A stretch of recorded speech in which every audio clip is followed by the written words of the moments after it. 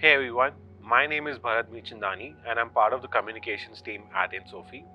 Welcome to the second episode of our communication series with experts at INSOFE. This week we have Dr. Sreerama Murthy, who is the CEO and co-founder of Quadratyx. He's a well-known data scientist who specializes in AI, machine learning, big data, and automation. He's also known as and recognized as one of the first Indians to have done their Ph.D. in machine learning from Johns Hopkins University in 1995. Welcome, Dr. Sreerama Murthy. We're glad to have you here. Thank you.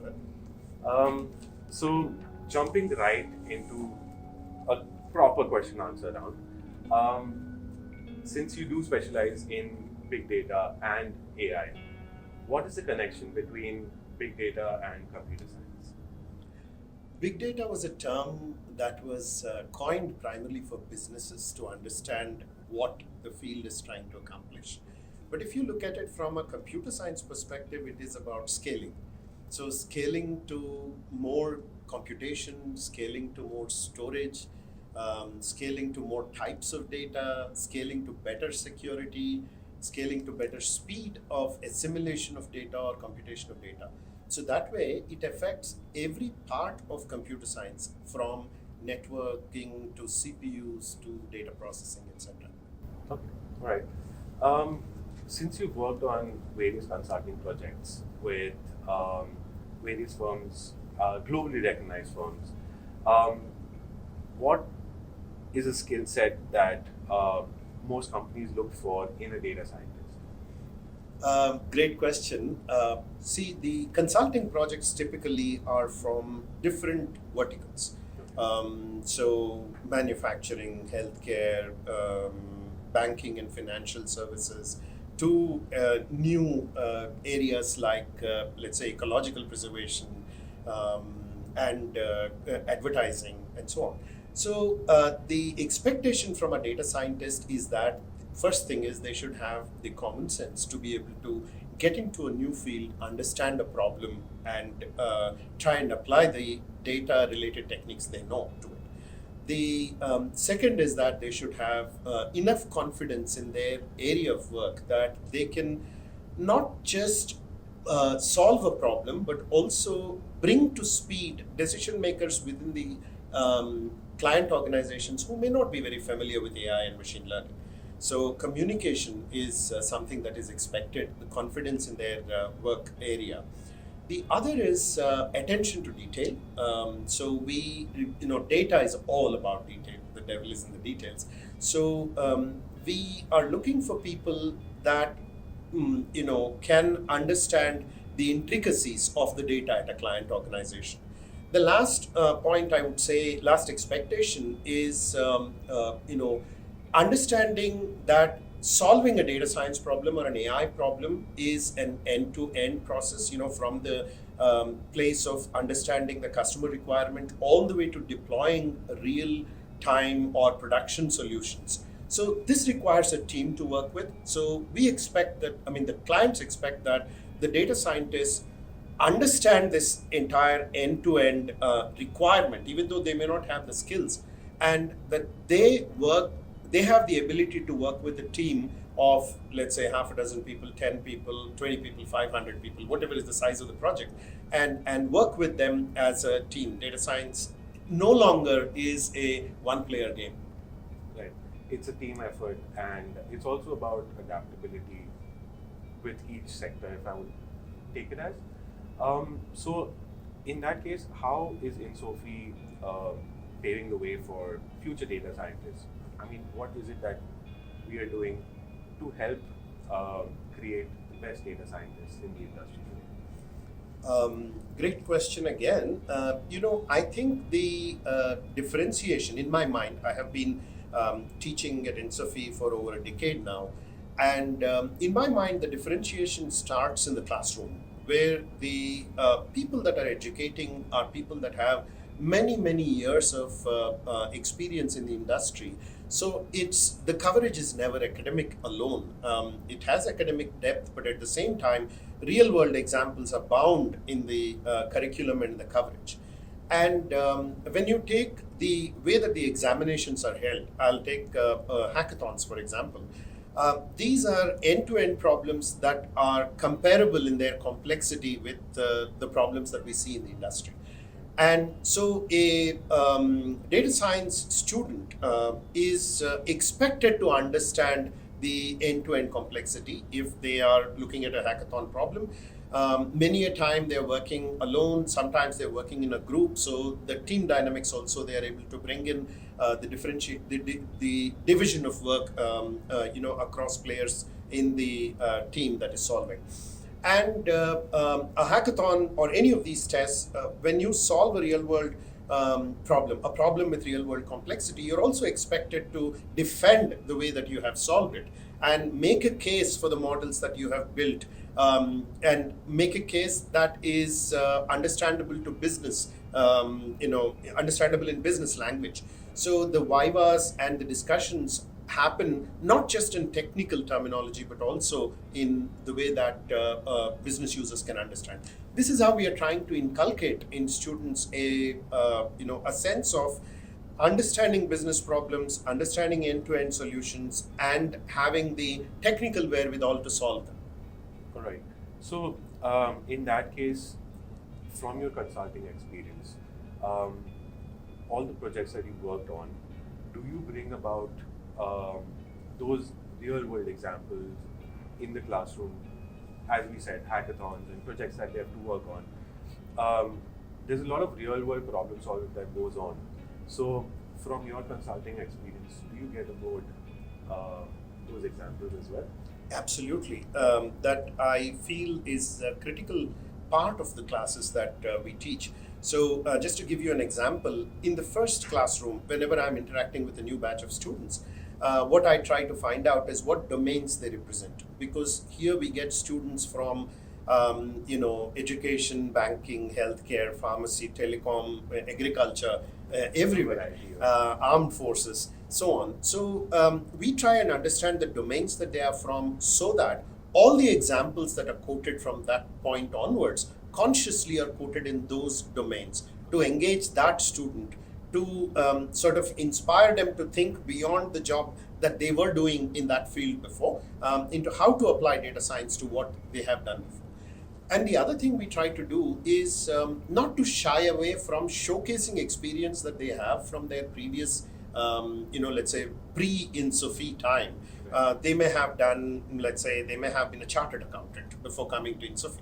So we do not, we help them not to shy away from saying, I was doing chartered accounting, and if you bring in ideas from data science, this is how that profession can be enriched. So bringing in that angle that AI or data science can be baked in to enrich any other discipline is something that is consciously brought out in the classroom, and examples of real world projects, challenges that are faced, technology challenges. Again, what we solve in the classroom has to be in terms of infrastructure and technological complexity at the same level as problems that they see outside. So I think we are one of the first institutes, in Asia at least, to have brought in the kind of infrastructure, data infrastructure that other organizations, commercial organizations have, because we wanted our students to experiment at par with what they would do in the field, and that helps in consulting confidence. Right. So it's not just theory; it's also about how practically they can go and solve these problems in the real world once they exit INSOFE or once they start working after they've completed their course at INSOFE. Absolutely. So, in that case, what pathways should one look at when they want to club computer science and AI?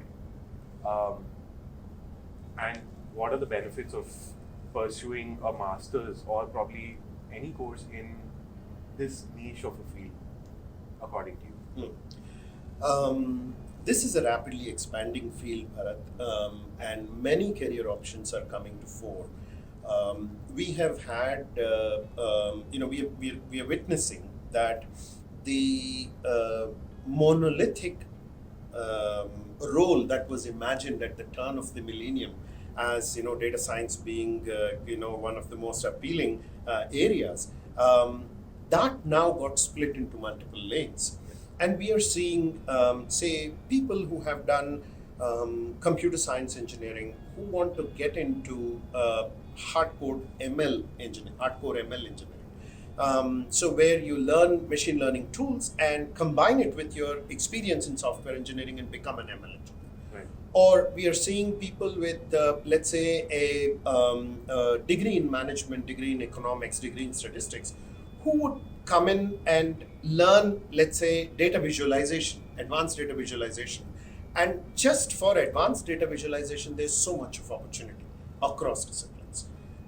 Then there are people that want to be in AI and data science at a core level, and these are, let's say, people who have learned enough symbolic manipulation as part of computer science, and then they study AI and machine learning to come up with new methods, variants of existing methods that improve upon certain aspects of the existing methods. So we are seeing certain people that want to become expert modelers, for example. That requires computer science and AI machine learning knowledge. So I think that from all the way from business analysts to data visualizers to data engineers to model builders to DevOps, to user interface.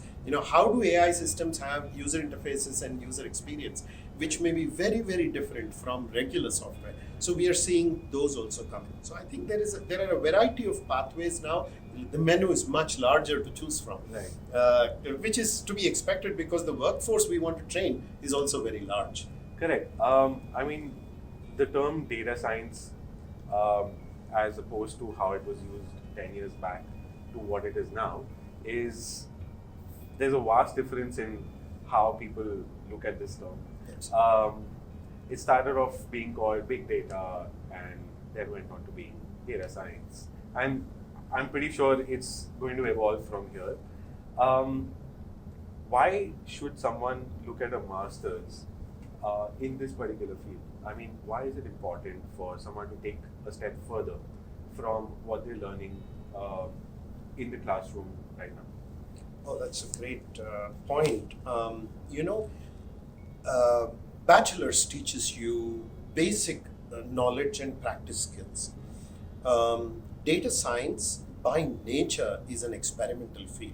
The reason we call these guys as data scientists is because there is a trial and error and experimentation that comes into a scientist's life, which also is there in data science. So, an experienced or a capable data scientist must have an ability to think about open-ended problems, must have an ability to do trial and error, to be resourceful, to be creative. These kinds of skills are not practiced enough in bachelor's programs. You need to come to a master's program which offers open-ended problems for you to practice on, which familiarizes you with the latest technologies. I mean, many times the curriculum that we follow is very similar to curriculum being followed, let's say at Stanford or Harvard in that month. Okay. So it's not that we are looking at standard ideas that came about 5 years ago, 10 years ago, and teaching them in the classroom. So it's very important to become a confident practitioner, to know I am doing something that is at the cutting edge, which is being done at the best places in the world, and do that on open-ended problems. Even our exams are structured such that it's not just memorization that is being tested. It is your problem-solving ability, it's your common sense, it's your presentation, etc. So I think without doing all that in a master's program, if you just do a bachelor's and maybe a 6-month certificate in data science somewhere, that may equip you for one kind of job, but that won't make you a very competent data professional. Even for data engineers, this is necessary, not just data scientists. So I think master's programs are absolutely essential as organizations are not looking at basic skill sets in data science. Basic skill sets will be done by programs. We are having tools that are better and better. We don't need people to be doing basic data manipulation. What we want are people that can understand business problems, translate them into a data science solution, and then come up creatively with the right data science solution design. That needs a master's. So we've spoken about the importance of a master's in the field of computer science and AI. Um, Taking a step forward, why should someone pursue a PhD in the field, and why is it important, and how is it different from a master's when we look at the field of data science? Oh, it's quite different. When we talk about data science or AI, um, we are still scratching the surface of the field. There is tremendous potential to design new algorithms, to design new hardware infrastructures for data science, to design new quality assurance processes for models, etc. So there is a lot of improvement that is needed in the science itself. That is why if you see, let's say countries that are doing very well in the AI space today, United States has been investing in AI since 1960s. DARPA and ARPA have been putting in money from 1950s, 1960s on AI. And today you see the impact of that. There was a certain amount of research that has happened, and new inventions were made. These inventions were carried over to companies which built products over them, and then the cycle continued. And you see the impact of that today. That's why they are doing very well in terms of the AI products and services that they have been able to roll out. Similarly, China, when they wanted to invest on data science, one of the primary things they did was to increase the researcher base. Government gave a lot of support to increase the research base in China, because unless you have these new ideas, new technologies that are built, the power to extend the technology, expand the technology wouldn't be there. Russia did the same thing. So I think it is important today in the field of AI to build a base of deep tech professionals. This base may not be in tens of millions, it may be in hundreds of thousands, but it's still very, very important. Without that core powering the field, we will not be able to take the field forward to where it should go. And in that context, PhD becomes very important. I think India, both in terms of research in data science, in terms of patents, in terms of new products, will need to go ahead substantially. So do other geographies. This is not specifically about India. I mentioned India because we have a large base. We have the demographic dividend. Hundreds of millions of people that can benefit from this. So that's one reason. The second is, if you just take in the Indian context, it is very, very clear that we do not have enough instructors, enough teachers in this area. And I think we all have the responsibility to build that base. And there is ample opportunity for exciting research in this field. So for bright people that want to dig deep into AI and data science, machine learning, and the new areas that are coming in, I think PhD is a very good option. Great, thank you so much. It's quite insightful what you spoke about. Would there be any closing remarks that you'd like to share with our audience on why should they be doing, or what steps they should be taking while looking out for a good program? I would like to say that today the biggest problem in data science, AI, machine learning, big data around the world is availability of personnel, availability of quality personnel. Every organization, every let's say governmental organization, private organization, non-governmental organization is suffering from a lack of trained personnel. So it's very, very important for bright students to pick this up as the area they want to have expertise in, and go to a standard place. It's not. There are many. When the opportunity evolves, there are many places that will offer, that will mushroom throughout, which will try and offer a program. What we have done here from 2011 onwards is to think deeply about what is the standard way to teach data science. And how can we make sure that our students are some of the best data scientists around the world? How can they go and head organizations in the data science space? And with a lot of passion and thinking has been put on this, I think it's important to have quality education in data science.